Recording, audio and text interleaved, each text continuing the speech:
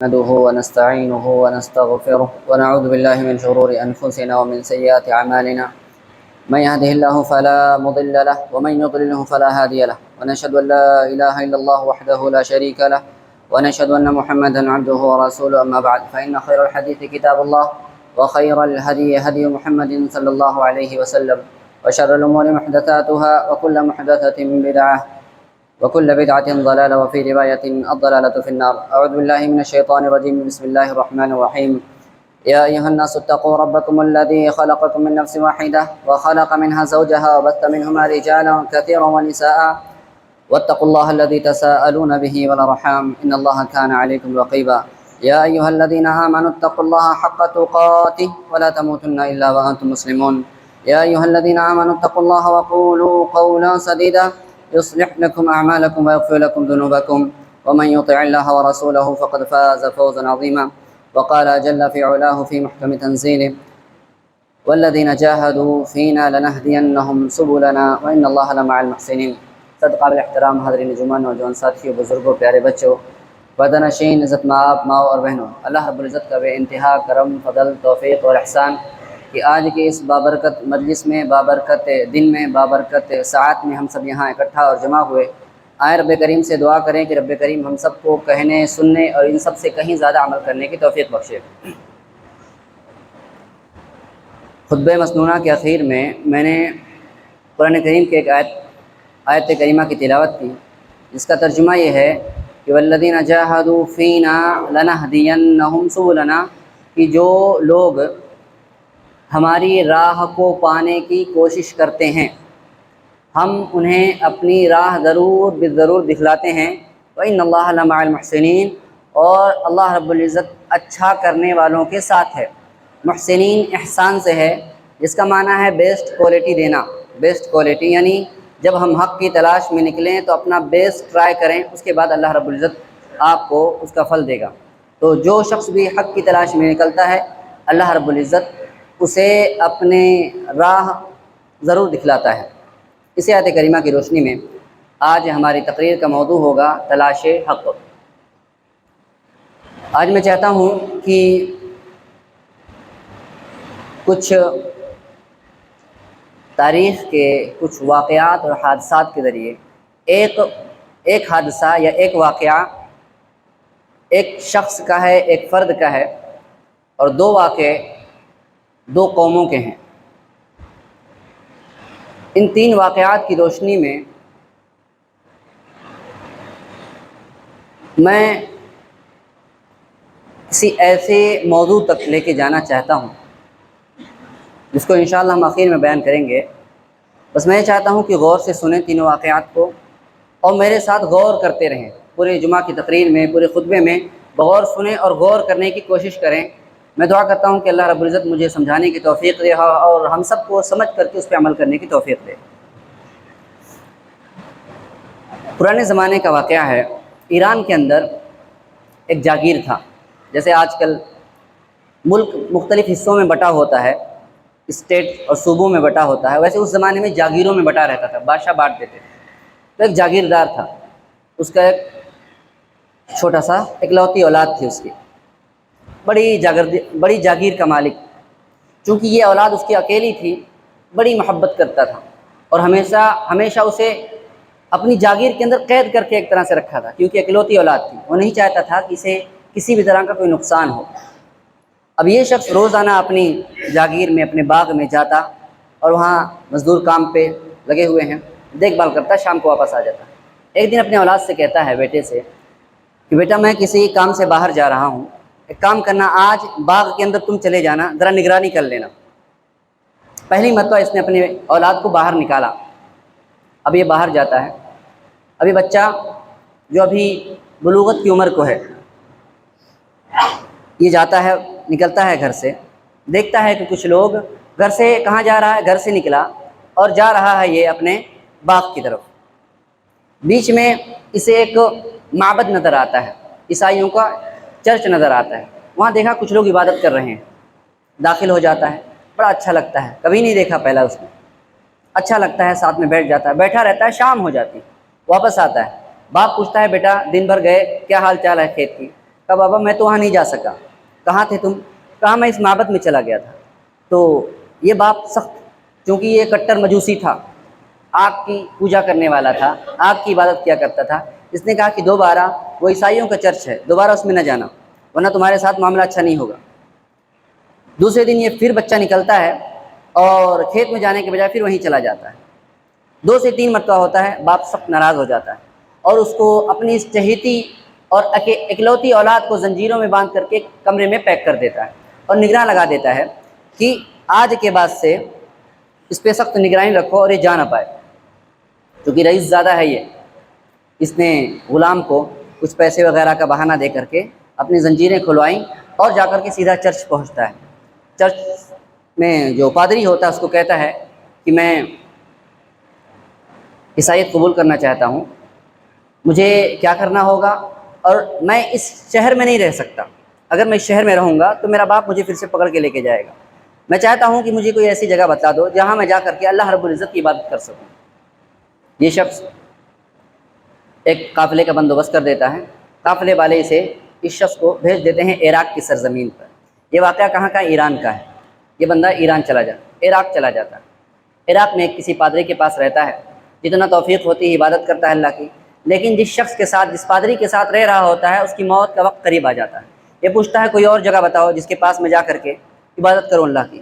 کہا کہ یہ بھی جہاں تک میں جانتا ہوں دنیا کے اندر ایک اللہ کی سچی عبادت کرنے والے لوگ نہیں ہیں. لوگ شرک میں پڑے ہوئے ہیں، بدعتوں میں پڑے ہوئے ہیں. خالص سچے دین پر عمل کرنے والے لوگ اس زمانے میں موجود نہیں ہیں. بس میرے خیال میں ایک شخص ہے جو شام کے علاقے میں رہتا ہے، وہاں آپ چلے جاؤ، شاید وہاں آپ کی مراد پوری ہو جائے. تو اب یہ بچہ شام چلا آتا ہے. کہاں سے نکلا؟ ایران سے نکلا، عراق آیا. عراق میں وفات ہوئی، اب شام نکلا ہے، شام کو آیا. شام میں بھی ایسا ہی ہوتا ہے، کچھ دنوں تک عبادت کرتا ہے اور عبادت کرنے کے بعد اس کے ساتھ رہتا ہے، دین کو سیکھتا ہے اور وقت قریب آ جاتا ہے پادری کا. پھر کہتا ہے کہ اب بتاؤ میں کیا کروں، میرے ساتھ ایسا بار بار ہو رہا ہے، میں جہاں جاتا ہوں وہاں پادری کی وفات ہونے لگتی ہے. تو کہتا ہے کہ یہ پادری کہتا ہے کہ اب دنیا کے اندر خالص توحید پر، خالص ایک اللہ کی عبادت کرنے والا کوئی شخص ہے اگر میری نگاہ میں، تو ایک عموریہ، ایک جگہ کا نام ہے، وہاں چلے جاؤ، شاید وہاں تمہیں تمہاری مراد مل جائے. ابھی یہ شخص عموریہ جاتا ہے شام سے. عموریہ فی الحال موجودہ ترکی میں ہے. ترکی جو کہ تقریباً یورپ سے ملتا جلتا ملک ہے. تو یہ وہاں ترکیہ بالکل ایشیا کی سرحد پر جا کر کے، وہاں پر جا کے عموریہ کے اس پادری سے ملاقات کرتا ہے. وہاں کچھ سالوں تک رہتا ہے. بالآخر وہی ہوتا ہے، اس کی بھی وفات کا وقت قریب آتا ہے. کہتا کہ اب بتاؤ میں کیا کروں، اب کہاں جاؤں؟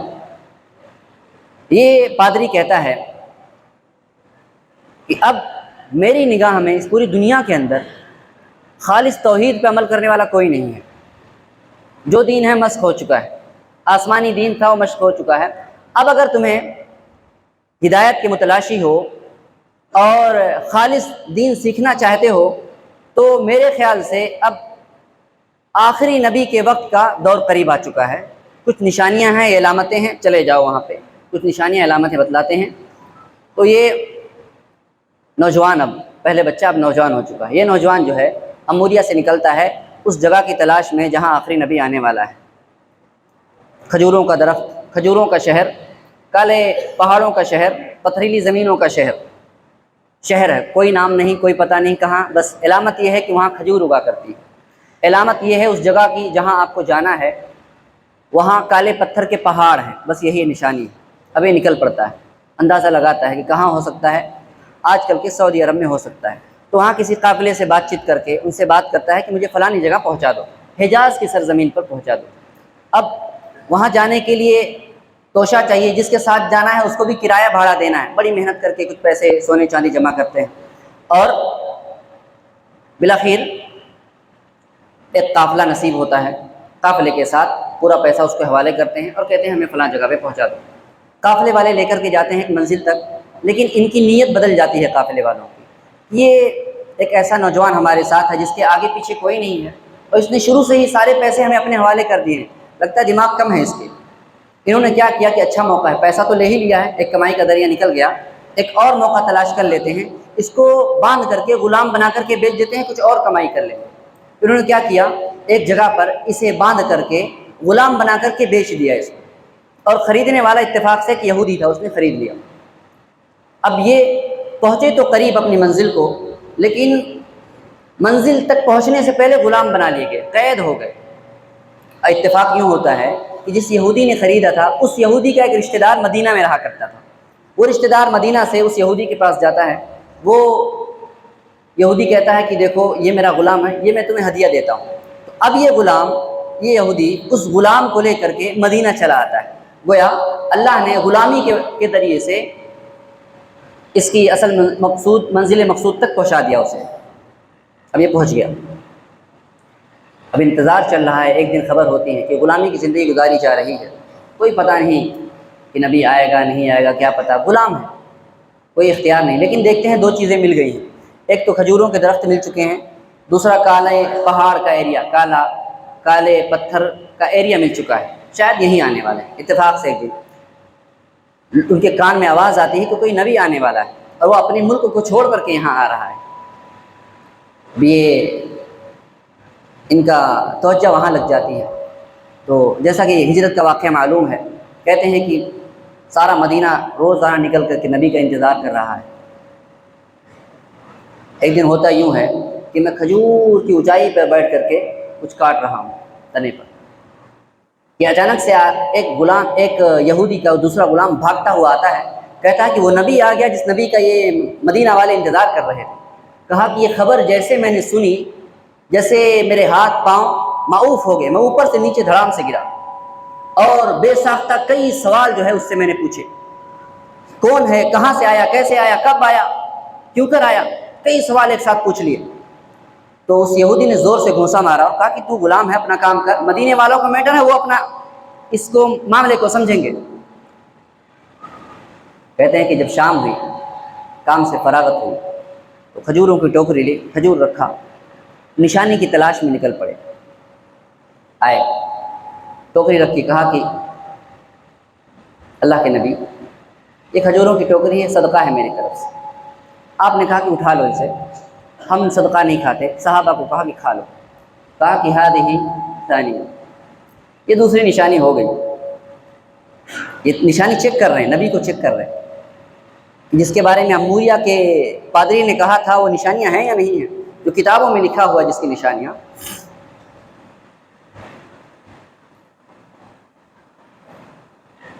اب صدقہ نہیں کھایا، دوسرے دن پھر ٹوکری میں لے کر کے آئے، کہا کہ کل ہم نے دیکھا کہ آپ نے صدقہ نہیں کھایا تھا، اب ہم چاہتے ہیں کہ آپ ہمارا دیا ہوا کھائیں، اب ہم آپ کو گفٹ کرتے ہیں، ہدیہ دیتے ہیں۔ اللہ کے نبی نے خود بھی کھایا، صحابہ کو بھی کھلایا۔ سلمان فارسی رضی اللہ تعالیٰ عنہ کہتے ہیں ہذہ ثالثہ، یہ تیسری نشانی ہے۔ اور جو تیسری نشانی دیکھی، پلٹ کر کے پیچھے آئے۔ اللہ کے نبی صلی اللہ علیہ وسلم سمجھ گئے کہ سلمان کیا چاہتا ہے۔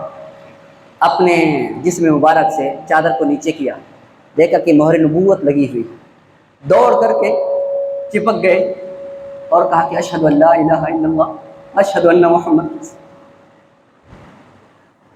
سلمان فارسی کا قصہ ہے، جو ایران سے نکلے اور مدینہ تک غلام ہو کر کے پہنچے، اور پھر اسلام لانے کے بعد 3 سال لگ گئے انہیں آزاد ہوتے ہوتے غلامی کی زنجیر سے۔ یہ تلاش حق کی ایک اسٹوری تھی، داستان تھی، جو ایک نوجوان بچپن کی حالت میں نکلتا ہے حق کی تلاش میں۔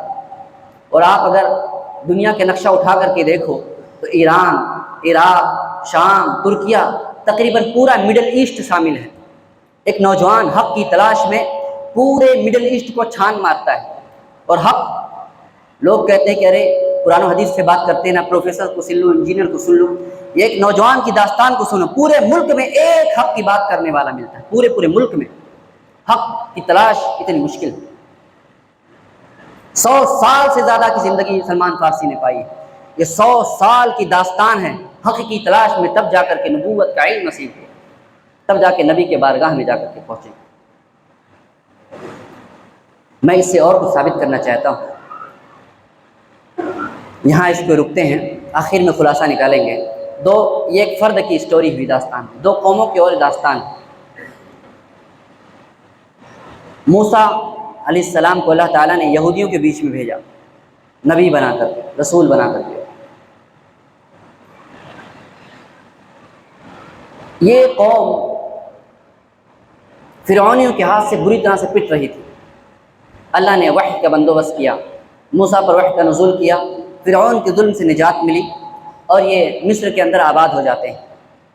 اللہ ان کو بادشاہت سے نوازتا ہے اسی وحی کی اتباع کرنے کی وجہ سے۔ ہوتا یہ ہوا کہ موسیٰ کا انتقال ہو جاتا ہے اور یہ قوم اپنی خواہش پرستی کی وجہ سے، شبہات کی وجہ سے، شہوات کی وجہ سے، ڈاؤٹس کی وجہ سے اور ہوا پرستی، نفس پرستی کی وجہ سے یہ اللہ کی کتاب میں تبدیلی کرنے لگ جاتی ہے۔ کہیں وہ حروف کو مٹا دیتی ہے، توریت کے حروف کو مٹا دیتی ہے، کبھی توریت کے معنی کو تبدیل کر دیتی ہے۔ جب ان کے بڑے لوگ گناہ کا کام کرتے تو ان کو سزائیں نہیں دیتے تھے، چھوٹے لوگ گناہ کا کام کرتے ان پہ سزائیں مسلط کرتے۔ یہ حیلے بہانے کرتے شریعت کی مخالفت کرنے کے لیے۔ اللہ نے ان پر جانوروں کی چربی حرام کی، ان بدبختوں نے چربی کو پگھلایا پھر بیچا، کہا کہ یہ چربی نہیں، تیل بیچ رہے ہیں ہم لوگ۔ اللہ نے ان پر ان کے ظلم و ستم کی وجہ سے، ان کی نافرمانیوں کی وجہ سے کہا کہ تم دیگر دنوں میں ہفتے کے روز، سنیچر کے روز تم شکار نہیں کر سکتے مچھلیوں کا۔ ان بدبختوں نے بند تو کیا شکار، لیکن جمعہ کے دن ہی جال لگا دیتے تاکہ سنیچر کے دن خوب مچھلیاں آئیں، اتوار کو نکال لیا کرتے تھے۔ حیلے بہانے کیا کرتے تھے، تعویلیں کیا کرتے تھے اللہ کے کلام کی، رسول اللہ صلی اللہ علیہ وسلم کے کلام کی، باطل تحریف کیا کرتے تھے، خود نہیں بدلتے تھے، اللہ کی آیتوں کو بدل دیا کرتے تھے۔ کیا ہوا؟ اللہ نے ان سے اس مقدس کتاب کو چھین لیا۔ انہوں نے خود بھی تبدیلی کر دی تھی، رہی صحیح جو توریت رہ گئی تھی، اللہ نے ظالموں کو مسلط کیا۔ اس ظالم بادشاہ نے ان کی اینٹ سے اینٹ بجا دی، جس کو تاریخ بخت نصر کے نام سے جانتی ہے۔ اس بادشاہ نے زبردست ظلم ڈھائے اور یہودیوں کو اینٹ سے اینٹ بجا دی۔ کئی ہزار یہودیوں کو گرفتار کر کے بابل لے کر چلا گیا، عراق لے کر کے چلا گیا، فلسطین سے گرفتار کر کے۔ اب ان کی تورات بھی غائب ہو گئی، جو تحریف شدہ توریت تھی وہ غائب ہو گئی ان کے پاس، کیونکہ یہ توریت کو یاد نہیں کرتے تھے، سینوں میں محفوظ نہیں کرتے تھے، بس جو لکھا تھا وہی تھا، حفظ نہیں کیا کرتے تھے، بھول گئی۔ جب توریت غائب ہوگی، اس کے پنے غائب ہو گئے، توریت ان کی آسمانی کتاب ہی غائب ہو گئی، گویا یہ اندھے گونگے بہرے ہو گئے۔ بتائیے کسی ملک کا کانسٹیٹیوشن ہی غائب ہو جائے، کسی ملک کا قانون اور دستور ہی غائب ہو جائے، بتائیے اس ملک میں گنڈا راج کی کیا حالت ہوگی، آپ اندازہ لگائیے۔ یہ یہودیوں سے اللہ نے ان کا قانون اور دستور اور کانسٹیٹیوشن ہی چھین لیا ان کی نافرمانیوں کی وجہ سے۔ اب جب وہاں سے آزادی ملی، دوسرا بادشاہ اس نے آزاد کر دیا، آزادی ملی، پھر آئے ان کو بعض جو ان کے بزرگ و مشائخ تھے، ان لوگوں نے اپنے حافظے سے جو توریت کے کچھ الفاظ یاد تھے، باقی جو مفہوم یاد تھا، اس کو لکھ کر کے توریت بنا ڈالا اور کہا کہ اب یہ میں نے توریت لکھی تو ہے، لوگ اس کو ایکسیپٹ کیسے کریں گے؟ تو کہا ایک خواب دیکھنے کا بہانہ کیا، کہا کہ بادشاہ کے پاس بلوا بھیجا اور کہا کہ میں نے خواب دیکھا ہے کہ وہ جو توریت ہم سے غائب ہو گئی ہے ہماری، وہ فلانی مسجد کے اندر، فلانے عبادت خانے کے اندر پڑی ہوئی ہے، وہاں جاؤ، کسی شخص کو بھیجو، وہ توریت مل جائے گی۔ صبح کو بادشاہ نے بھجوایا، وہاں پہ تالا لگا ہوا تھا مسجدوں کو، ان کی عبادت خانوں کو، آج بھی ہماری عبادت خانوں کو تالے لگے رہتے ہیں۔ کھلوایا، تلاش کروایا، ملی وہ توریت، وہی جو اس نے رکھوائی تھی۔ یہ دوسری توریت تھی، مسخ شدہ، انسانوں کی لکھی ہوئی۔ جب بادشاہ کو ملی تو اس نے اس دن کو عید کا دن بنایا اور کہا کہ لوگوں آج خوشی کا دن ہے، آج ہمیں ہماری کتاب مل گئی جس کے مطابق ہم زندگی گزاریں گے، جس کی وجہ سے آج ہمیں دنیا میں حکمرانی ملی، جس کتاب کی وجہ سے ہمیں سلیمان جیسا نبی ملا، جس کتاب کی وجہ سے ہمیں داؤد جیسا نبی ملا۔ کتاب پھر سے غائب ہو، یہ ملی ہے، عید کا دن منایا، خوشی منایا، لوگ جمع ہوئے، بہت خوشی کا اظہار کیا۔ پھر ان لوگوں نے یہ جو کتاب پہلے سے تحریف شدہ تھی، پہلے سے مسخ شدہ تھی، اس پر بھی عمل کرنا چھوڑ دیا، اس کے اندر مزید تبدیلیاں لائی اپنی خواہشات کے مطابق۔ کیا ہوا؟ اللہ نے ایک اور ظالم بادشاہ مقدس کیا، مسلط کیا، ٹائٹس کا نام جانتے ہیں آپ لوگ۔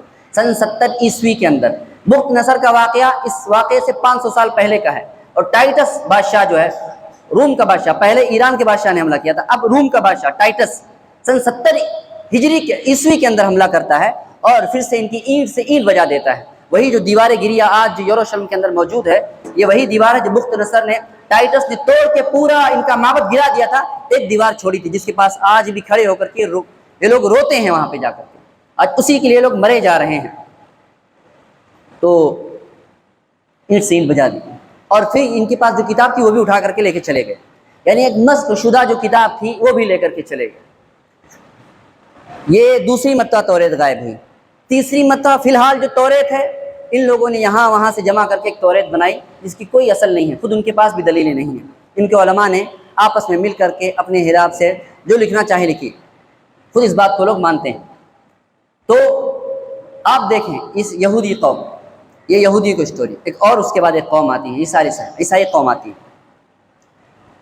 اللہ کے نبی صلی اللہ علیہ وسلم نے پوری عیسائیت کی ایک اسٹوری بیان کی، خلاصہ بیان فرما دیا۔ غالباً مسند احمد دارمی کی روایت ہے، کہتے ہیں کہ عیسیٰ علیہ السلام کے چلے جانے کے بعد جب عیسائیوں پہ مصیبت آئی تو یہ 3 حصوں میں بٹ گئے۔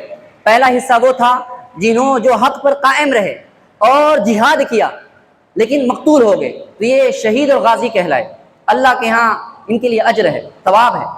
دوسرا وہ طبقہ جن کے ہاں جہاد کرنے کی طاقت نہیں تھی لیکن وہ اپنے دین پر ڈٹے ہوئے تھے، اسی لیے دین پر عمل کر سکیں، اسی لیے انہوں نے رہبانیت اختیار کر لی، جنگلوں میں چلے گئے، بیابانوں میں چلے گئے، صحراؤں میں چلے گئے، جھپڑ پٹی بناتے وہیں اللہ اللہ کر کے عبادت کرتے۔ یہ دوسری قسم کے لوگ۔ تیسری قسم کے وہ لوگ تھے جن کے اندر نہ جہاد کی طاقت تھی، بادشاہوں سے مقابلہ کرنے کی طاقت تھی، اور نہ ہی دنیا کو چھوڑنے کا حوصلہ تھا ان کے اندر۔ یہ لوگ بادشاہوں کے بیچ میں رہے، کافر قوموں کے ساتھ رہے، اور عیسائیت کے اندر انہوں نے تحریف کر ڈالی، توحید کو شرک سے بدل دیا، عیسیٰ کی سنت کو بدعت سے بدل دیا، انہوں نے دین کے اندر خرافات پیدا کر دیے، نبیوں کے بارے میں من گھڑت قصے ڈالے اور اللہ کے بارے میں من گھڑت قصے ایڈ کر کے بادشاہ کو خوش کرنا چاہا، جیسا بادشاہ چاہتا ویسا دین ایڈ کر دیتے تھے یہ لوگ۔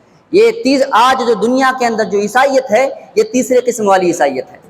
پہلے والے تو شہید ہو گئے، دوسرے والے رہبانی کٹیوں میں چلے گئے، جنگلوں بیابانوں میں چلے گئے۔ تیسری جو عیسائیت رہی دنیا کے اندر پھیلی، جس کا ایک زمانے میں لمبے زمانے تک جس نے دنیا کے اندر، یورپ کے اندر خاص کر 1200 سالوں تک حکمرانی کی ہے جس نے یورپ کے اوپر، یہ وہی عیسائیت تھی جو تیسری قسم والی عیسائیت تھی۔ سوال یہ ہے کہ سلمان فارسی کو جس عیسائیت کے ذریعے سے ہدایت ملی، رہنمائی ملی، یہ دوسری قسم والی عیسائیت تھی۔ کون سی؟ جو جنگلوں بیابانوں میں جا کر کے اللہ اللہ کی عبادت کیا کرتے تھے۔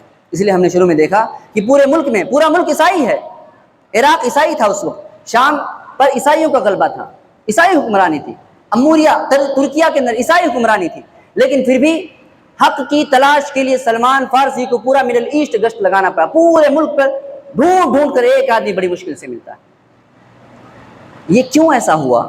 اس لیے ایسا ہوا کہ ان لوگوں نے، عیسائیوں کے علماءوں نے، یہودیوں کے علماءوں نے، اب یہاں پر ہم خلاصہ کرنے جا رہے ہیں، بہت غور سے سمجھو، یہ بات اگر سمجھ گئے تو انشاءاللہ آج کا ہمارا جو مقصد ہے تلاش حق، اسے بہت اچھے سے ہم اور آپ سمجھ سکیں گے کہ یہودی کے علماء نے اپنے دین کو بچانے کے لیے کوئی فکر نہیں کی، انہوں نے نہ اس کو یاد کیا، نہ اس کو محفوظ رہنے کا کوئی طریقہ ایجاد کیا، بلکہ تحریفوں سے کام لیا، تعویلوں سے کام لیا۔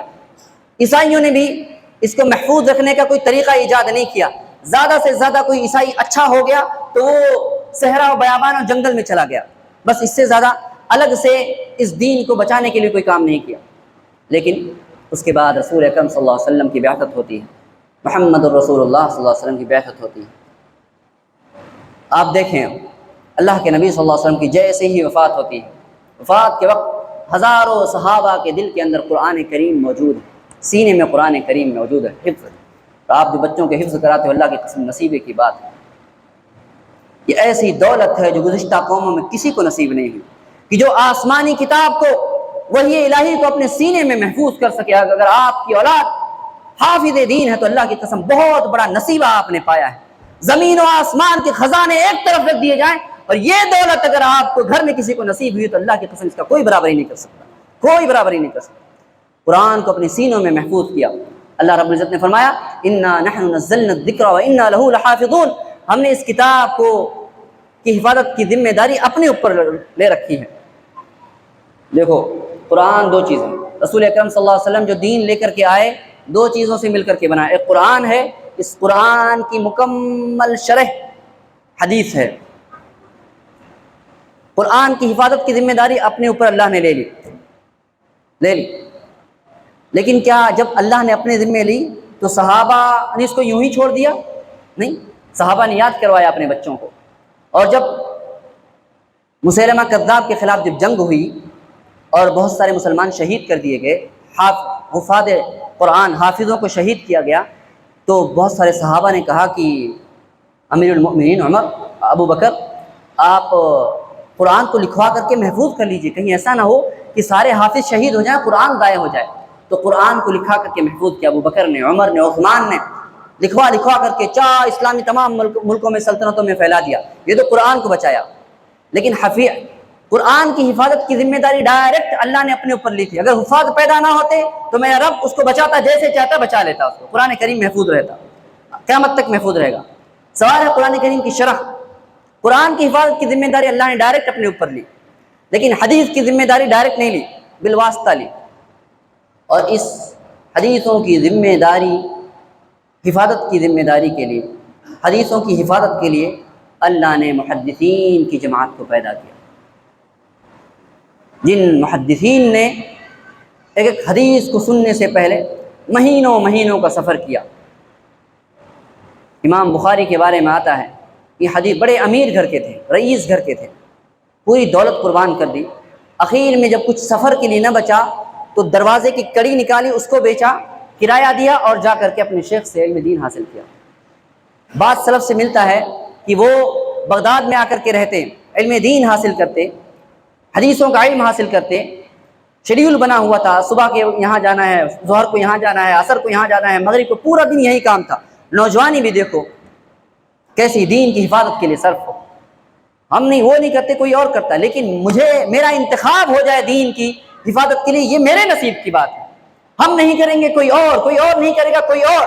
اللہ اس دین کی حفاظت کے لیے لوگوں کو پیدا کرتا رہے گا۔ وہ میرا اور آپ کا نصیبہ ہے کہ آپ اور ہمارا بھی اس زمرے میں نام آ جائے، یہ ہمارا اور آپ کا نصیبہ ہے۔ اللہ نے جن لوگوں کا انتخاب فرمایا ان کے دلوں کے خلوص کی وجہ سے، سچائی کی وجہ سے۔ کہتے ہیں کہ ہمارا بعض سلف سے مروی ہے، محدثین سے، کہ لیتے ایک دن کیا ہوا، بازار سے جا رہے تھے، درس میں جا رہے تھے، دیکھا مچھلی بک رہی ہے، لاجا چاہیے خرید لیا، لا کر کے گھر میں رکھا، لیکن دوسرے کلاس کا ٹائم ہو گیا، چلے گئے، تیسری کلاس کا ٹائم ہوا، چلے گئے، بھول گئے۔ 3 دن کے بعد یاد آیا، جب گھر کے اندر آئے تو مچھلی کے سڑنے کی بو آئی، تو کہا کہ 3 دن پہلے لیا ہوا تھا، یاد آ جا رہا ہے، تو کیا کرنا، اب پکانے کا بھی ٹائم نہیں ہے، کہا کہ ہم نے اس کو کچا کھا لیا، وقت نہیں۔ یہ محدثین کی قربانیاں ہیں، ایک حدیث کے لیے 1 مہینے تک سفر کیا۔ خود اس زمانے میں امام البانی کے بارے میں مشہور واقعہ ہے کہ امام البانی رحمہ اللہ نے ایک حدیث پر حکم لگانے میں کہ صحیح ہے ضعیف ہے، اس کے سند کے اندر، اس کی چین کے اندر ایک راوی تھا جس کے بارے میں انہیں ڈیٹیل نہیں ملی، تو انہوں نے اس حدیث کو کہا کہ میں نے بہت تلاش کیا، نہیں ملا اس کے بارے میں مجھے ڈیٹیل۔ 40 سال کے بعد البانیہ سے کسی سفر کی وجہ سے وہ یمن جاتے ہیں، اور یمن کی کسی لائبریری میں اس راوی کے بارے میں پتہ چلتا ہے، تو 40 سال کے بعد اس حدیث پہ حکم لگاتے ہیں کہ حدیث صحیح ہے ضعیف ہے۔ یہ علماء کی کاوشیں ہیں، اور یہ محدثین کا طریقہ ہے، یہ ان لوگوں کا طریقہ ہے دین کو بچانے کے لیے، حدیث کو بچانے کے لیے، قرآن دین کی تعلیم کو بچانے کے لیے، وحی الہی کو۔ یہ دین اللہ سے جبریل تک آیا، جبریل امین اس کو رسول اکرم صلی اللہ علیہ وسلم کے سینے میں قلب مبارک تک لائے، اور رسول اکرم صلی اللہ علیہ وسلم نے پوری امانت داری سے صحابہ کی جماعت تک پہنچایا، صحابہ کی جماعت نے تابعین کو پہنچایا، تابعین کی جماعت نے محدثین تک پہنچایا، اور محدثین نے اس کو کتابوں کے اندر لکھ کر کے، سندوں کے ساتھ لکھ کر کے آج ہماری نسلوں تک پہنچایا۔ انہی محدثین کے نقش قدم پر چلنے والوں کو اہل الحدیث کہا جاتا ہے، انہی لوگوں کو اہل الحدیث کہا جاتا ہے، جو دین کو ویسے ہی لیتے ہیں جیسے کہ اصل شکل میں نازل ہوا تھا، جس طرح سے اصلی اپنی اوریجنل شکل میں جو نازل ہوا تھا اسی شکل میں نازل۔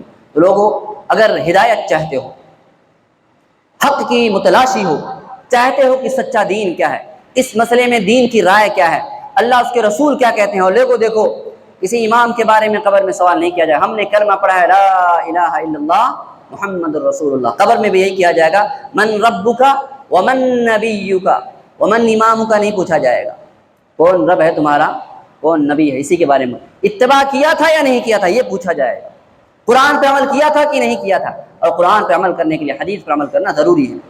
تو اسی لیے اس چیز کو جانتے ہوئے عبداللہ بن مبارک کے بارے میں مشہور ہے کہ وہ طلاب العلم کی، جو حدیث کا علم حاصل کیا کرتے تھے، اس کی بڑی احترام کیا، بڑے امیر تھے، بڑے رئیس تھے، تو اپنی پوری دولت کا انہوں نے طلاب پہ وقف کیا ہوا تھا، طلاب کو خرچہ کیا کرتے تھے، جو بغداد کے اندر آ کر کے جو طلاب العلم رہا کرتے تھے، ان کا بھاڑا دینا، کھانا پانی دینا، خرچہ نکالنا، ان کو ماہانہ وظیفہ دینا، انہوں نے اپنے ذمے لے کر کے رکھا تھا۔ لوگوں نے پوچھا کہ آپ بیواؤں مسکینوں پہ خرچہ نہیں کرتے، ان طلاب العلم پر، علم دین حاصل کرنے والوں پہ کیوں خرچ کرتے ہو؟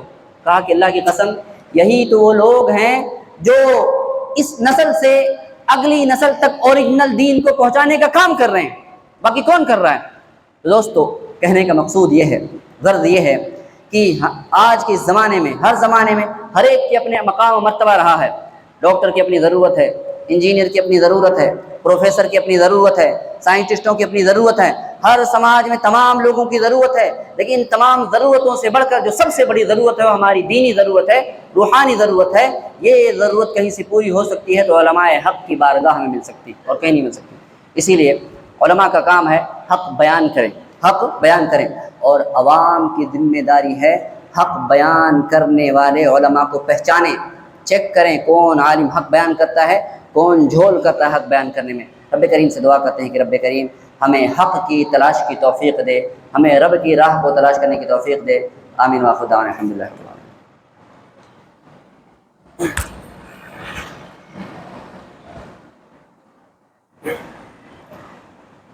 إن الحمد لله نحمده ونستعينه ونستغفره ونعوذ بالله من شرور أنفسنا ومن سيئات أعمالنا، من يهده الله فلا مضل له ومن يضلله فلا هادي له، ونشهد أن لا إله إلا الله وحده لا شريك له، ونشهد أن محمدا عبده ورسوله، أما بعد، إن الله وملائكته يصلون على النبي يا أيها الذين آمنوا صلوا عليه وسلموا تسليما، اللهم صل على محمد وعلى آل محمد كما صليت على إبراهيم وعلى آل إبراهيم إنك حميد مجيد، اللهم بارك على محمد وعلى آل محمد كما باركت على إبراهيم وعلى آل إبراهيم إنك حميد مجيد، أقيموا الصلاة.